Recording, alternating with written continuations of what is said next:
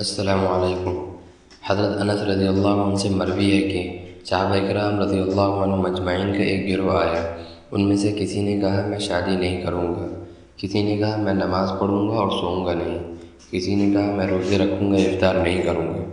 جب یہ بات رسول اللہ صلی اللہ علیہ وسلم کو معلوم ہوئی تو آپ صلی اللہ علیہ وسلم نے فرمایا ان لوگوں کو کیا ہو گیا ہے جو اس طرح کی باتیں کرتے ہیں؟ میں تو روزے بھی رکھتا ہوں اور چھوڑ بھی دیتا ہوں، نماز بھی پڑھتا ہوں اور سوتا بھی ہوں، اور میں عورتوں سے شادی بھی کرتا ہوں، بس جس نے میری سنت سے اعراض کیا وہ مجھ سے نہیں۔ مسند احمد حدیث نمبر 8927۔ اس حدیث سے ہم کو یہ سبق حاصل ہوتا ہے، ایک تو یہ ہے کہ آپ صلی اللہ علیہ وسلم نے فرمایا کہ نکاح کرنا آپ صلی اللہ علیہ وسلم کی سنت ہے، یہ ہم سب لوگوں کو معلوم ہے، لیکن اس پر ہم نے بہت سارے بیان بھی سنے ہیں، بہت ساری حدیثیں بھی سنی ہیں، بہت سارے لوگوں کے زبان سے بھی سنا ہے کہ نکاح کو عام کیا جائے۔ ہم لوگوں نے نکاح کو بہت ہی مشکل بنا کے رکھ رکھا ہے۔ ہم جیسے تمام مسلمان بھائیوں نے بات تو کرتے ہیں، جب نکاح کے بارے میں بات چلتی ہے کہ نکاح کو سادگی سے کیا جائے، شادی کو سادہ بنایا جائے، اس کو بہت ہی آسانی کے ساتھ عمل میں لایا جائے، لیکن جب باری آتی ہے تو ہم لوگ پلٹ کے اسی معاشرے میں واپس ہو جاتے ہیں کہ لوگ کیا کہیں گے۔ تو ایسا نہیں ہے، اگر آپ لوگوں کے کہنے پہ چلیں گے نا تو آپ کچھ نہیں کر پائیں گے۔ جب آپ کچھ نہیں کر رہے ہوں گے تب بھی لوگ بولیں گے آپ کو، اور جب آپ کچھ کر رہے ہوں گے تب بھی لوگ بولیں گے، اور جب آپ بہت کچھ بن جائیں گے تب بھی لوگ بولیں گے۔ تو لوگوں کا کام ہے بولنا، وہ بولتے رہیں گے، ان کا کام ہے یہ۔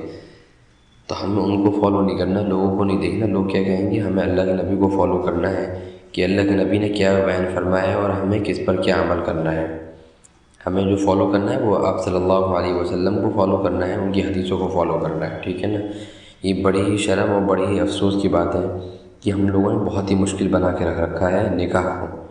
حالانکہ بہت ہی آسان عمل ہے، اس کو بہت ہی آسانی کے ساتھ عمل میں لایا جائے، بہت ہی آسان کیا جائے لوگوں کے لیے، ہر طرح کے لوگوں کے لیے، چاہے کوئی امیر ہو چاہے کوئی غریب ہو، کہ وہ آرام سے اس عمل کو آرام سے سہولت کے ساتھ عمل میں لے آئے۔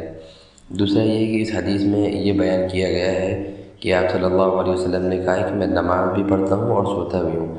تو یہاں پر یہ یاد رہے کہ جو نماز کے بارے میں جو بات ہے یہ فرض نماز نہیں ہے، یہ نفلی نماز کے بارے میں بات ہے کہ آپ صلی اللہ علیہ وسلم نماز بھی پڑھتے ہیں اور پھر آرام بھی کرتے ہیں۔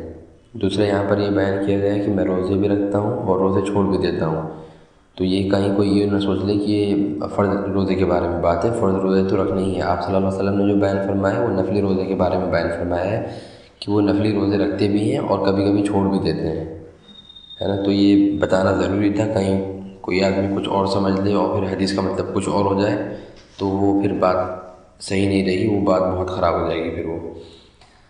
اس طرح کی مزید ویڈیو جاننے کے لیے آپ ہمارے چینل کو سبسکرائب کریں، لائک کریں، شیئر کریں، کمنٹ کریں۔ شکریہ، جزاک اللہ خیر، السلام علیکم۔